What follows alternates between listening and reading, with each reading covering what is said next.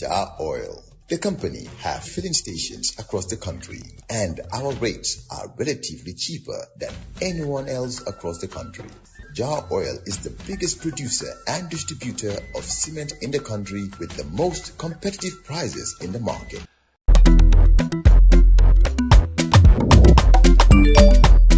Axel jam si Wave. Yo, apply. Yo, luta do de. Luta mo nulo jël moto nga andil ma xaalis. Hello? Bisul mu fine. What? Bisul mu fine. Oh, yes! Wave Axina Gambia. Deposit and withdraw money, pay bills and buy mobile credit without fees. Transfer money wherever in the country for only 1% fee. At Wave. Bisul mu fine? Wave. Your money is yours.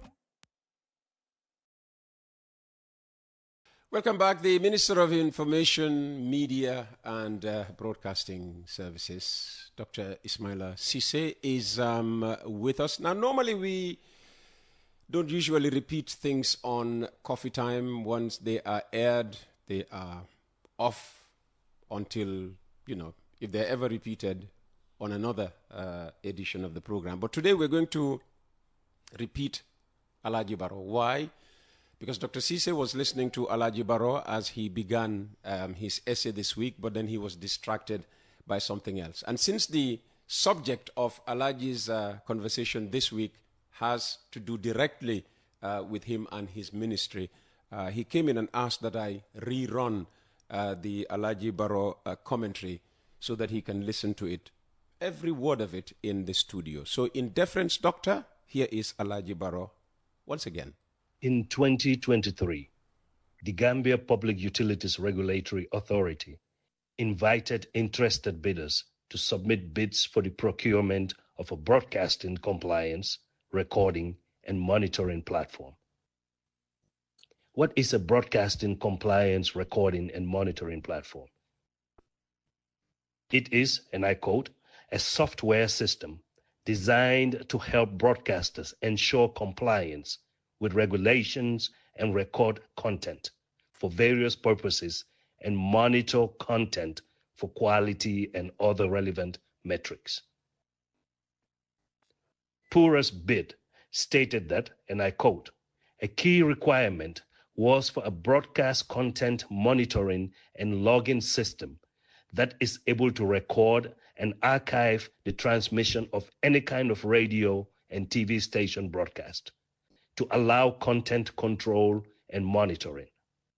The system should be able to record multiple radio and TV channels from different sources or feeds, including FM, AM, analog, digital. The system should be fully scalable for future expansion, flexible, reliable, provide reports, statistics, and provide users the ability to do quick searches based on the date, time, and retrieve or deliver content, end quote.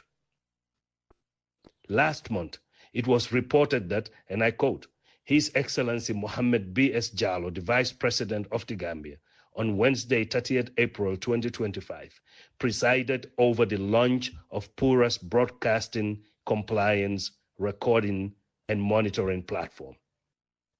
Mohammed Jallow was reported to have said this, and I quote, this important initiative is designed to ensure that broadcasters comply with existing regulations, uphold quality standards, and respond effectively to the rapidly evolving media landscape. In his keynote address, Vice President Jallow underscored the importance of balancing constitutional guarantees of media freedom and pluralism with the need to maintain public order, uphold moral values, and protect the rights and reputations of others. This marks a significant step towards strengthening media governance and accountability in the Gambia. End quote. Ordinarily, monitoring media platforms to ensure compliance with the law and uphold whatever moral values we claim is commendable. But what are these moral values? Do they apply to wayward ambassadors who insult and accuse private citizens with no basis? Do our moral values include the IGP watching and not doing anything about the insults of a Fatmata Jahumpa Ceesay? Do our moral values only apply when they are violated by those who criticize the APRC NPP maladministration? Does promising people one thing and not fulfilling those promises violate our moral values? Does claiming to work for the people while living a life the people you work for cannot afford a violation of our moral values or not? I wish I could ask the Vice President these questions. But that may take disowning everything I have said about the APRC NPP, and my conscience simply won't allow me to do that. So I hope someone puts these questions to the Vice President. I have argued before that the control of information is oftentimes the first casualty in a police state or impending dictatorship. Talk to anyone eating on the backs of the people, and one of their biggest issues is information. The media and social media specifically. If most of the people eating on the backs of the people had their way, we would only hear about the good they are doing for the country, as if it is coming from their pockets. If they had their way, the citizens would only hear the positives.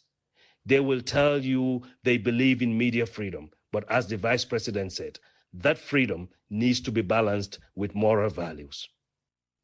The issue is, these moral values are not only subjective, they mostly only apply to the opposition and those of us who criticize the government.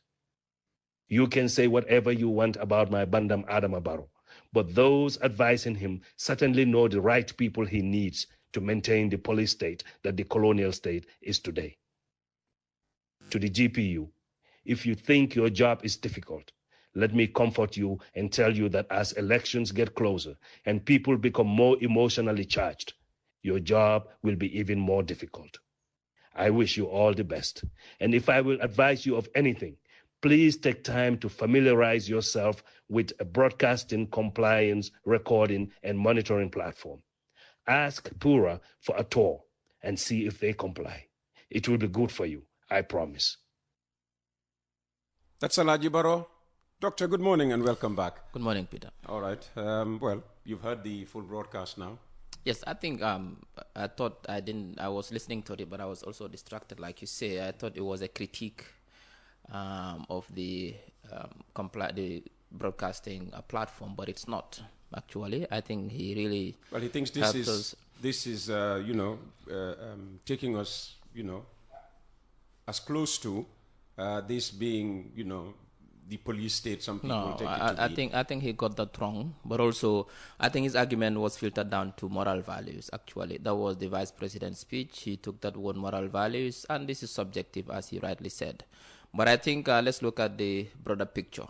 Now, the purpose of this Broadcasting Content Monitoring Center is to ensure broadcasters adhere to licensing conditions, content standards, and national broadcasting codes. And it's very important.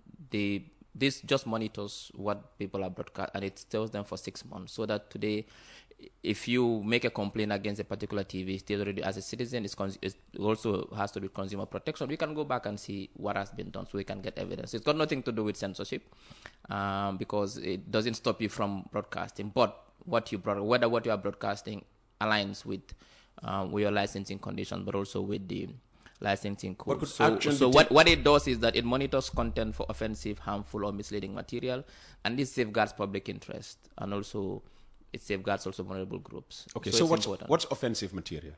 Well, it depends. It could go anything from hate speech. Give an example. It could go it could go anything from hate. I cannot sit and give you examples of offensive material, but obviously there are laws in this country which define hate speech and offensive material. So it's not like anything is offensive material. It still has to go through if there's a case of that, it has to go through due process for you to be found guilty of promoting offensive material.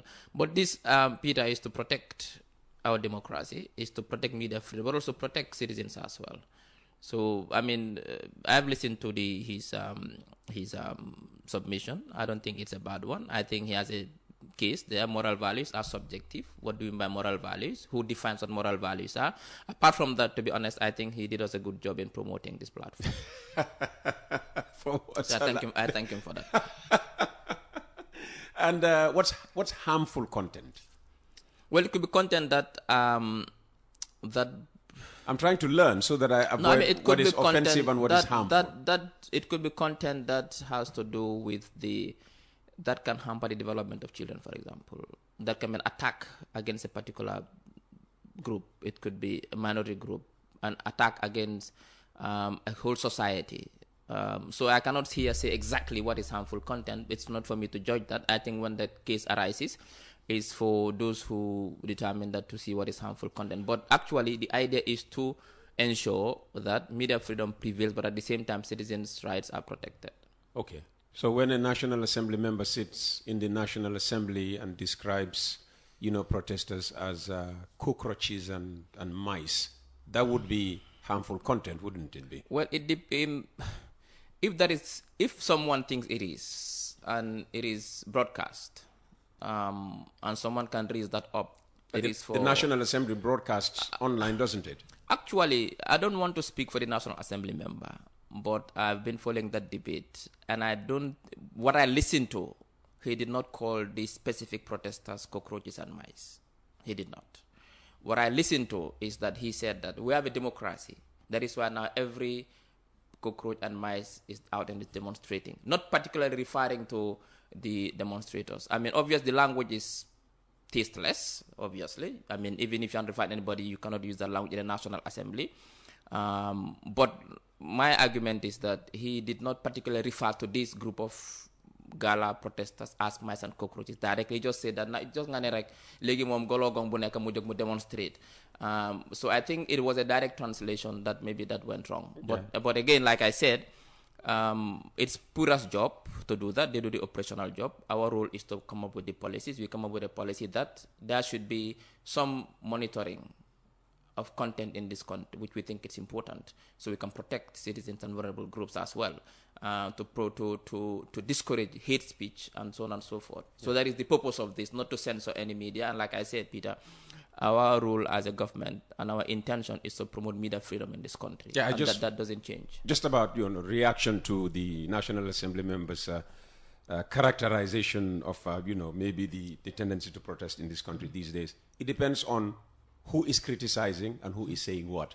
These days, if you have political affiliation, you say something, even if in the eyes of the majority of Gambians it's harmless, people who want to see harm in it will see harm in it.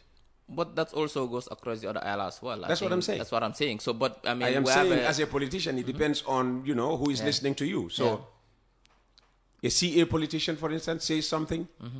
Maybe a UDP politician translates it in a certain way. An NPP, politician translates it in a different way. That's democracy. That's exactly. And that's why people have different opinions. If you see some of my characterization of some of our stories yesterday, like what the CDS said, and I kept saying words matter. Of course, they do. That is why, as a public official, when you speak, you need to be cautious because your words will be interpreted by different factions in society. Like your boss discovered last Wednesday night. What was that? I can't really exactly be specific. Did the president not give an address? Did he not address us? What's been the reaction to it? It's been divided. Exactly, that's what I'm saying. Even supporters like Samsudin Sar, picked holes in his speech. But that is expected in a democracy. That you can, like I said the last time, you cannot. No, you asked me what I meant, and I said. That's I understand. Yes, I mean you cannot expect everybody to fall in line, and democracy comes with differences in opinions, and people's opinions differ, and we agree to disagree.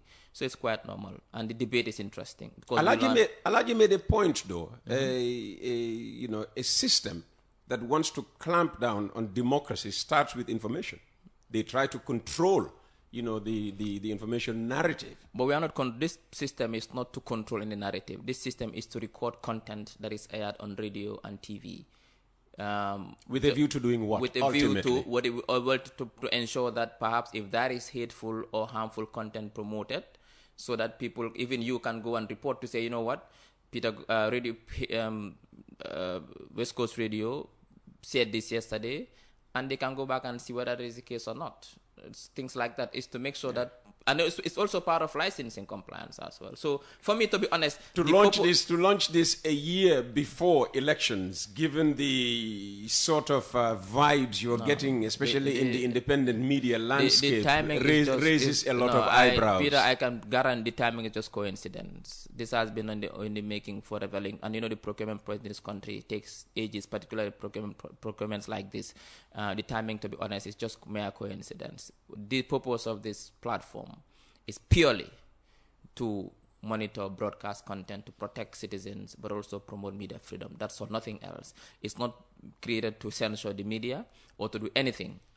If, for example, media houses are complying with their licensing conditions, they should not be afraid of this platform, to be honest. Okay, all right. That was addressing, Alagie's essay, which... Yeah, which I thank him for doing a good job for us, for promoting our platform. He must be biting his finger now, saying, why am I doing a good job for this government?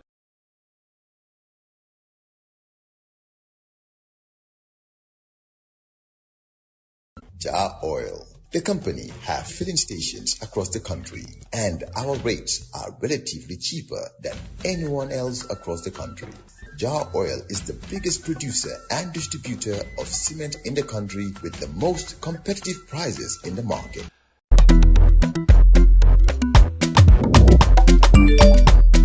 Axila jam si Wave.